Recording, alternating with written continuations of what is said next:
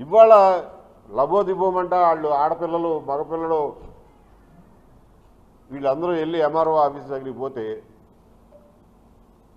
భూమి దగ్గరికి వస్తే కేసు పెడతామంటారు. అంటే ఇతని దగ్గర నుంచి ఆ పట్టా క్యాన్సిల్ చేసి ఈ 15 మంది ఆడపిల్లల్ని మగపిల్లల్ని ఏడిపించి ఆ 75 సెంట్లు పట్టా క్యాన్సిల్ చేసి ఇప్పుడు ఆ రాజకీయ నాయకుడు కట్టబెట్టడానికి ఎంఆర్ఓ గారు పంతం పట్టుకుని కూర్చున్నాడు. ఏం చేయాలి? మేము ఎక్కడికి పోవాలి చెప్పండి? ఎవరిని అడుక్కోవాలా?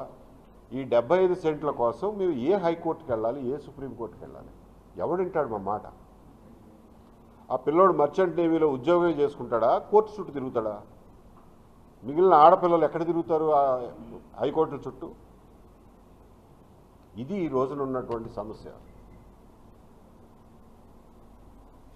ఒక చోట అమరావతిలో కలిసే నవలూరులో ఆయన హైకోర్టుకు పోయాడు. పోతే హైకోర్టు చెప్పింది వాళ్ళ కాగితాలు ఏదో చూసి మీరు ఆర్డర్ పాస్ చేయండి అని చెప్పి.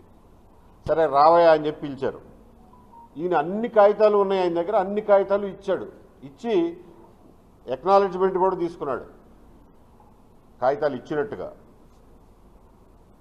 మళ్ళా కోర్టులో గవర్నమెంటు ఎఫిడవిట్ వేయాల్సిన రోజున ఏమని వేస్తారంటే, మేము పిలిచామండి ఆయన దగ్గర ఏమీ కాగితాలు లేవంట, కాగితాలు చూపించలేదు మాకు అని చెప్పి ఒక తప్పుడు పచ్చి అబద్ధపు ఎఫిడవిట్ వేస్తారు. ఈయన అబద్ధపు ఎఫిడవిట్ వేసాడని మళ్ళీ ఈయన ఇంకొక లాయర్ని పెట్టుకుని ఇంకొక 1,00,000 ఖర్చు పెట్టుకుని మళ్ళీ కోర్టుకు వెళ్ళాలంట. ఇది రెవెన్యూ డిపార్ట్మెంట్ పరిస్థితి. తిరుపతిలో అట్లాగే ఎంఆర్ఓ అంతకుముందు ఇచ్చిన కాగితాన్ని చూపిస్తే ఇప్పుడున్న ఎంఆర్ఓ లేదు అది ఫేక్ కాగితం అంటాడు. సుబ్బారెడ్డి గారని ఆయన కేసు. ఇది ఫేక్ కాగితం అని అంటున్నాడు మా ఎంఆర్ఓ, కాబట్టి ఇది ఫేక్ కాగితం అని చెప్పి కలెక్టర్ కూడా కళ్ళు మూసుకుని రాస్తాడు. మరి ఏం చేయాలి ఇప్పుడు అంటే సీసీఎల్ఏ దగ్గరికి పోమంటాడు. ఏంటి కర్మ మాకు? దీనికోసమేనా స్వాతంత్రం తెచ్చుకుంది మనం? దీనికోసమేనా ఒక్కొక్కరిని ఇంత కష్టపడి ఎక్కడెక్కడి నుంచో వచ్చి వలసపోయిన కూలీలు కూడా వచ్చి ఓట్లేసి ఈ ప్రభుత్వాలను ఎన్నుకుంటాను? దీనికోసమేనా? ఒకళ్ళకి ఒకసారి 151, ఒకళ్ళకి ఒకసారి 164 సీట్లు ఇచ్చి వాళ్ళని మహారాజుల్లాగా గద్దెనెక్కించే దీనికోసమేనా? ఈ బాధలు పట్టడం కోసమేనా? ఏమనుకుంటున్నాయి ప్రభుత్వాలు? ఏమనుకుంటుంది ఈ రెవెన్యూ డిపార్ట్మెంట్? అసలు ప్రజల గురించి ఏమనుకుంటున్నారు మీరు?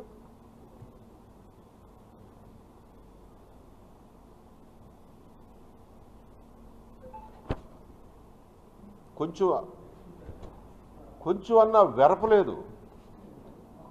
ఇంత చేసి ఇన్ని లక్షల మందిని, ఇన్ని లక్షల ఎకరాలు, ఇన్ని లక్షల ఫ్యామిలీస్ని ఇబ్బంది పెట్టి అందులో నుంచి ఒక 500, 1000 ఎకరాలు తీసేసి వీళ్ళ ఫ్లెక్సీలకి క్షీరాభిషేకం చేయాలండి మనం. ఆ పాలు ఒకటి దండగమండి. వాళ్ళ ఫ్లెక్సీలకి క్షీరాభిషేకం చేయాలా? వాళ్ళకి జేజేలు కొట్టాలి. అబ్బో మా భూమి మాకు ఇచ్చాడు. అసలు నువ్వేమంటారు? నా భూమి తీసుకోవడమే ఒక దొంగతనం. తిరిగి ఇచ్చిందని దొంగలకి మనం సన్మానం చేయాలా? చెప్పండి. దొంగలు ఉంటారు, దొంగతనం చేస్తారు, పట్టుబడతారు, కోర్టులో మన సొమ్ము మనకి ఇప్పిస్తారు. ఆ దొంగని తీసుకొచ్చి మనం సన్మానం చేస్తామా? అట్లా ఉంది ఇది.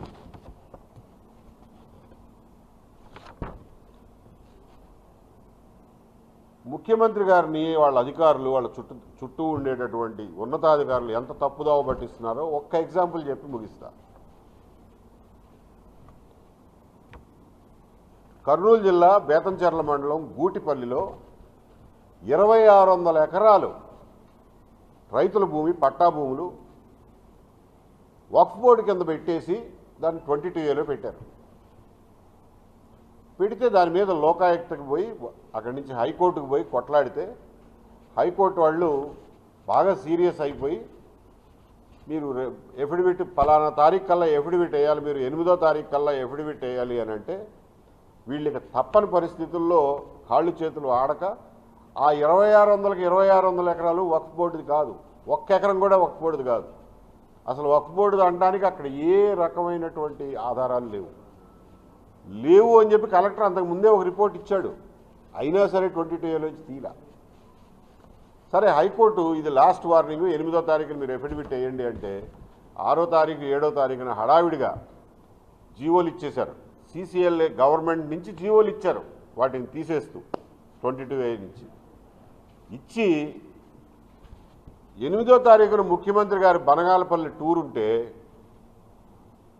ఈ రైతులందరినీ అక్కడికి పంపించి ముఖ్యమంత్రి గారితో పబ్లిక్ మీటింగ్లో చెప్పిస్తారు. 2600 ఎకరాల్లో 2000 తీసేశారు, మళ్ళీ ఇంకా 600 అట్టాగా ఉంచారు. అది ఇవాళకి అవలా. 2000 ఎకరాలు నేను తీసేశాను 22Aలో నుంచి, చూడండి ఎంత గొప్ప పని చేశాను అని చెప్పి ముఖ్యమంత్రి గారితో చెప్పిస్తారు. ఎవరు సిగ్గుపడాలి?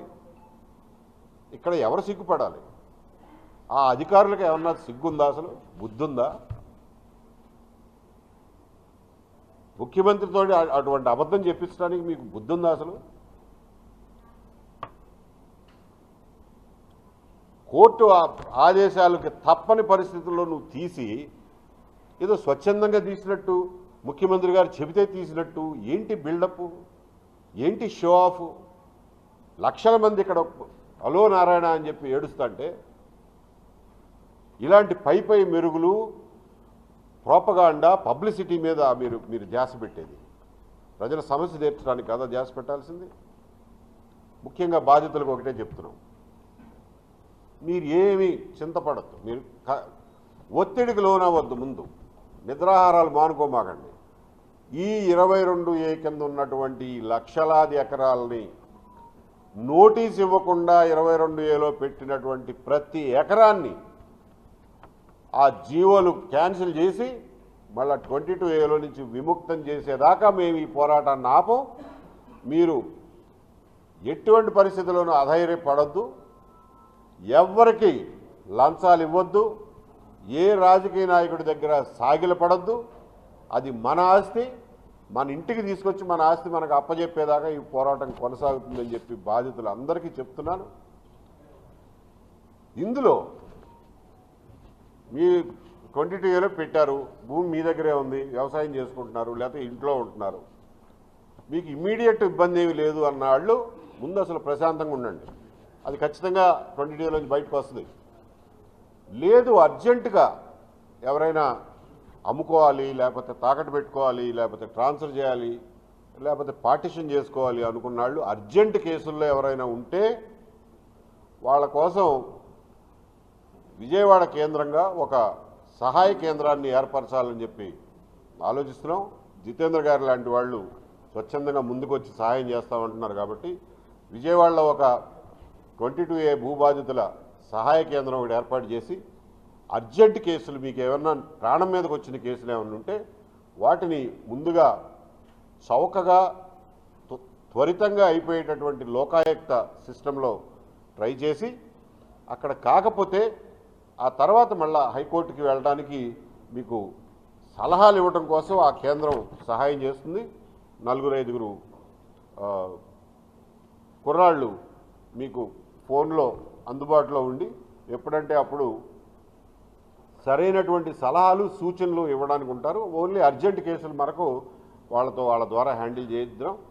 అంతే తప్ప మీరు లంచాలు ఇవ్వడానికి కానీ, వీళ్ళని బతిమాలడానికి కానీ, లేకపోతే సగం మీరు తీసుకోండి సగం మాకిచ్చి ముందు విడుదల చేయండి అని చెప్పే కాళ్లబేరానికి రావద్దు అని చెప్పి 22A బాధితులందరికీ, రాష్ట్ర వ్యాప్తంగా ఉన్న బాధితులందరికీ తెలియజేస్తున్నాను.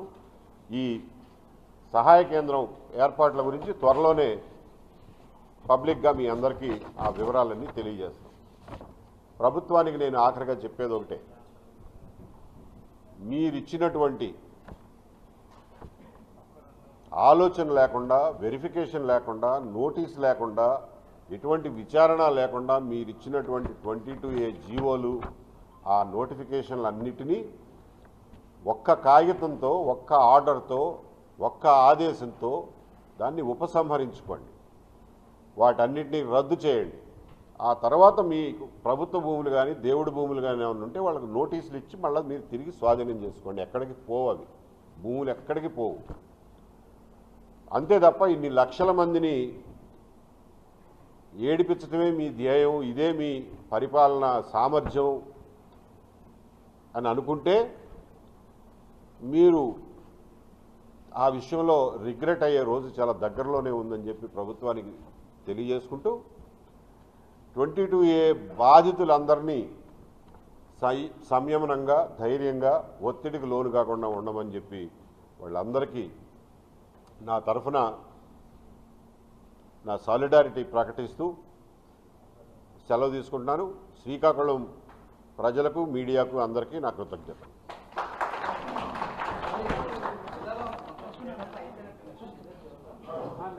షార్ట్ నోటీస్తో వచ్చాం. సో కొంతమంది వచ్చారు. ఇక్కడ ఒకళ్ళిద్దరు కోఆర్డినేటర్స్ని పెట్టుకుని మిగిలిన బాధ్యతలందరినీ వాళ్ళు కోఆర్డినేట్ చేస్తారు.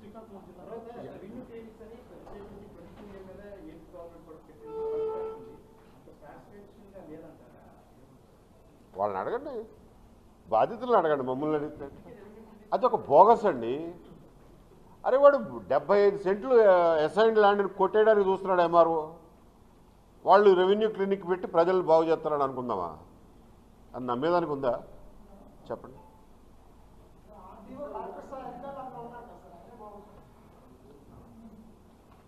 కలెక్టర్ స్థాయి అధికారులు లక్షల లంచాలు అడగటం మాకు ప్రత్యక్షంగా